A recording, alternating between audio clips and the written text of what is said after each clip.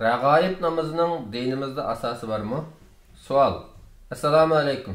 Türkiyədəki bəzi müsəlmanlar Rəcəb ayında rəğaib namazı deb bir xil namaz oxuyur. Bu namaz qandaq oxunur? Bunun dinimizdə asası varmı? Hökmü nima? Cavab. Və aleykümselam və rahmetullahi və berekatuhu. Barlıq hamd sanalar Cenab-ı Allah'a olsun. Durud və salamlar Peyğəmbərimizə, u zatның aile tavabatlarına, ashablarına və u zatqa taki qiyomatgacha ergashganlarga bo'lsin.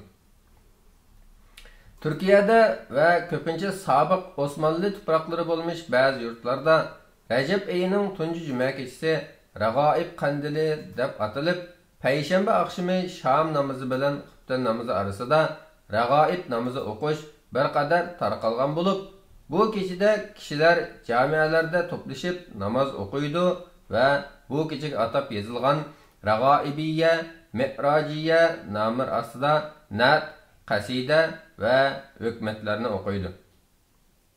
Yakın yıllardan biri kandiller tünek keçilerini təbrikləş Türkiye'de xelal ravaç tapqan bulup, bu günde kişiler özara təbrik uçurları yollaşıpla qalmay, ayrım resmi kanallar bazı çoğ camia mescitlerdeki faaliyetlerini naq meydan tarqıtıp mı ülgürmekte.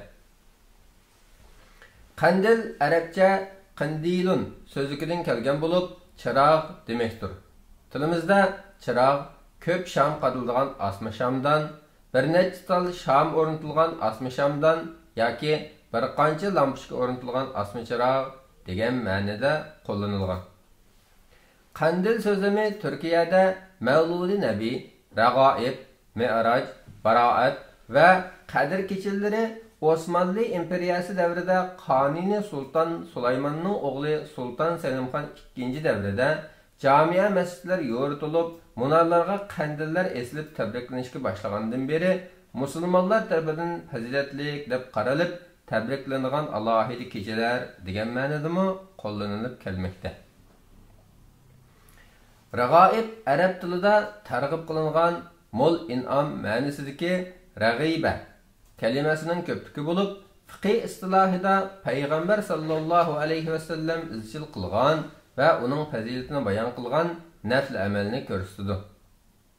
Malikilarda bomdodning 2 rakat sunnatini yoki kishi yolg'iz holat ado qilgan sunnatdan bir daraja tuvan mustahabni ko'rsatadi. Atalmış Rəğaib namazı bolsa, Rəcəb ayının tuncu Peyşənbə gününü cüməyə bağılğan keçisi, yani Rəğaib keçisi Şam bilan xuftan arlıqıda oqululğan 12 rakat namaz bilan Baraat, yani Şaban ayının o'ttirdagi kecha Baraat keçisida oqululğan 100 rakat namazdan ko'rsatdi. Her iki namaz bid'atdir. Hammamizga ma'lum bo'lganidek, namaz ibodatdir. Ibodat bo'ladigan Allah ve Allah'ın Resulü bekitip bergen bo'lishi, uni isbotlaydigan oyat ve sahih hadisler bo'lishi kerak. Bo'lmasa, bu Allah'ın dinida bid'at paydo qilish bo'ladi. Bid'at paydo qilishga hech qanday ehtiyoj yoki zaruriyat yo'q. Chunki Allah Taolaga qanday ibodat va qulluq qilishimizni Allah ve Allah'ın Resulü bizlarga eng mukammal ve tafsiliy program orqali ko'rsatib bergan. Namazda elip aytsak, kecha kunduzgi 5 vaqt namaz, yani 5 vaqt farz namaz ve her xil sebepler bilan ado qilingan turli nafl namazlar orqali hech qanday bo'shliq yoki kamtiklik qo'ymagan. Masalan, nafl namaz o'qimoqchi bo'lgan kishi 2 rakatdan tartib necha 10 rakatgacha namoz o'qish cheklangan vaqtga udulmasala, xohlagan joyda va vaqtda o'qisa bo'laveradi. Bu bandaning ixtiyorligiga qo'yilgandir. Buningda hech qanday cheklimi yo'q. Lekin hech kim farz namazlardan boshqa biror namozni hech qachon shariat muncha rakat va falon vaqtda o'qishni buyurgan deb dalilsiz holda shariatga bog'lab olmaydi va boshqalarni shu vaqtda shu rakat sonida namoz o'qishga targ'ib qila olmaydi. Chunki undaq qilsa ibodat qilaman deb turib bid'at paydo qilgan bo'ladi. Rəğaib keçisi Qur'an-ı Kerimdə və hədislərdə hürmət təkidlənən haram aylardan biri bolğan Rəcəb ayında təbriklenir. Təsavvuf əsərlərində Peyğəmbər sallallahu alayhi və sallamның Rəğaib keçisi anasının balyaqçısına düşkənligi, Şuna Recep ayının 1-ci payshanba kuni roza tutib, shu kechida rag'oib namozi nomida bir namoz o'qishning nihoyat savob ekanligi va bu kechining fazilatining nihoyat ko'pligi haqidagi rivoyatga asosan Rajabga o'tgan yangi oy payshanba kechda ko'ringan taqdirda u kechasi rag'oib kechasi deyilmay, yangi oy ko'rilgandan keyingi 1-ci payshanba kuni rag'oib kechasi deb qabul qilinadi. Shu oqshimi rag'oib namozi deb atalgan 12 rakat bu bid'at namoz sham bilan xuftanaliqda o'qiladi. Bu namozning har rakatida Fatihaga qo'shib Qadr surasi 3 qatim, Ixlos surasi 12 qatim o'qiladi. Her 2 rakatni bir salom bilan oxirlashtiradi. Namozdan farigʼ bo'lishga ulab 70 qatim durud o'qib sajdaga boradi. Shu tariqada ma'lum duo va zikrlarni ma'lum sonda qilib ikkinchi sajdaga berib oxirlashtiradi.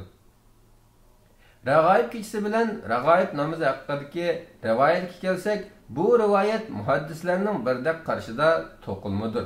Chunki bu rivoyat ishonchlik hadis manbalarida kelmagan. Balki Hijriya 4-asrdan keyingi ba'zi bir to'qilma rivoyatlar bilan to'lgan vaz nasab va targ'ibot kitoblarida paydo bo'lgandir. Jumladan Ibnul Javzi, Zahabi, Ibn Kasir, Hafiz Iraqi va Hafiz Ibn Hajar qatorliq muhaddislar rag'oib ro'zasi va namozga munosabatli hadisning Bahjatul Asrorning muallifi va o'z vaqtidagi Makka so'pillari peshvosi Abul Hasan Ali ibn Abdullah ibn Hasan ibn Jahdam al-Hamadani al-Makki tarafidan to'qilganligini, mazkur hadisning boshqa hech qanday manbada kelmaganligini va sanadida yana boshqa ishonchsiz va notanish raviylarning borligini o'ttirib qo'ygan. Tarixiy qaydlarda Hijriya 448-yili Qudusda va Hijriya 480-yili Bag'dodda rag'oib kechasi o'tkazishga boshlagan. İmam G'azzali bütün Qudus xalqining bu kechini tabriklaydiganligini qayd qilgan. Abu Talib al-Makki rag'oib kechasi demagan bo'lsa-mu, Rajab oyining dastlabki kechasini g'animat bilishning mustahab ekanligini tilga olgan. Ulamolarimizning zo'r ko'pchiligi Rasululloh sallallohu alayhi va sallam, sahoba va tabiinlar davrlarida bundoq bir ibodatning bo'lmaganligi, balki boshqa dinlarning ta'siri bilan borliq kelganligini, shul bois bu kechida alohid ibodatlarning bo'lishning ibodatlarda bo'lishning dinda yangi ibodat, ya'ni bid'at paydo qilish hisoblanganligini Payg'ambar sallallohu alayhi va sallam tarafidan umumiy ma'noda bid'atlarning cheklanganligi bilan birga jumaga o'tgan kecha va juma kuni atoyin bir ibodatda bo'lishning cheklanganligini, shunga rag'oib kuni va kechasi muayyan ibodatlarni qilishning diniy jihatdan noto'g'ri ekanligini o'ttirib qo'ygan. Rag'oib namozini 4 imom va boshqa buyuk mujtahidlarmi o'qib boqmagan ham o'qishni tavsiya qilmagan. Aksicha olimlarimizning uning bid'atligini muayyanlashtirgan va undaq namoz o'qishni qattiq ayiblagan. Bu sababdan ahli ilmlar buni to'sib kelgan va uni paydo qilganlarga la'nat o'qigan. Masalan, İmam Navaviy rahimahullah bu vaqtda mundaq degan: Alloh taolo uni paydo qilganlarga la'nat qilsin. Chunki u ozg'unlik, jaholat va dinimiz tonimaydigan bid'atdir. Yana kelib uningda dinimizda yo'qligi aniq bo'lgan ishlar bordir. Bir bölük olimlar uning qabih qilmishligini va uni paydo qilganlarning ozg'unligini ko'p dalillar bilan bayon qilib, ayrim risolalarni yozgandir.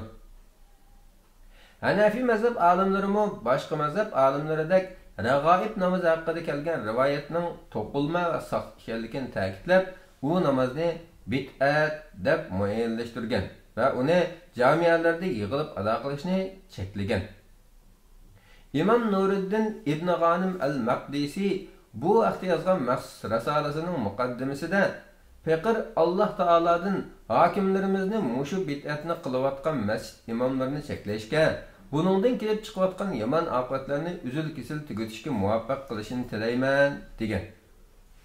Hatto fiqh va tariqat peshvolaridan bo'lmish Imom Rabbani Ahmad Sarhindi hazratlari bu xususda bid'atni qilib kelayotgan avom va xavosni qattiq ayiblab, ular farz va sunnatni tuvan ko'rib, farz namozlarni afzal vaqtida jamoat bilan ado qilishga ahamiyat bermaydi. Farzlarga eranishmaydi. nafillarni bo'lsa butun vujudi bilan ado qiladi. Yana Ashura kechasi, Baroat kechasi, Rajab oyining 27-kechasi va Rag'oib deb atalgan Rajab oyining tunji juma kechasi qatorliq kechalarni tunab o'tkazishga alohida ahamiyat berishadi. Ular bu ishlarini nihoyat yaxshi deb qaraydi. Buning qabihni chiroyli ko'rsatadigan shaytonning ozdirish ekanligini hargizmi bilishmaydi degan. Hafiz İbn Hajar Rajab oyining fazilati uningda yoki ma'lum kunida ro'za tutish yoki ma'lum kechada qiyom turish haqida dalil bo'lgudek sahih bir hadis kelmagan. Ammo Rajab oyida boshqa oylarda odatlangani bo'yicha kun atlatib yoki oyning 13, 14, 15 kunlari va yoki dushanba, payshanba kunlari ro'za bo'ladi degan. Payg'ambar sallallohu alayhi vasallam kimki bizning bu ishimizda, ya'ni dinimizda biror narsa paydo qiladi ekan, u rad qilinadi degan. İmam Shatibiy shariatda dalili bo'lmagan amal bid'at deb atalgan degan. Demak, Rag'oib namozi va Rag'oib kechasining fazilatining islom shariatida hech bir asosi yo'qdir. Dinimizdagi Isro Mi'raj hadisimi ba'zi joylarda ushbu Rajab oyining 27-kechasi tabriklanadigan bo'lib, Isro Mi'raj mushu kechada yuz bergan deydiganlar bor bo'lsa-mu, u kunning dal shu kun ekanligiga dalil yo'qdir. Vallahu a'lam bis-savab. Allah eng to'g'risini bilguchidir. Fatvoda Doktor Abdulaziz rahmatullah. Hijriya 1444-yili Jamadil oxirining 24-i. 2023-yili 1-oyning 17-kuni. Assalomu alaykum va rahmatullohi va barakatuh.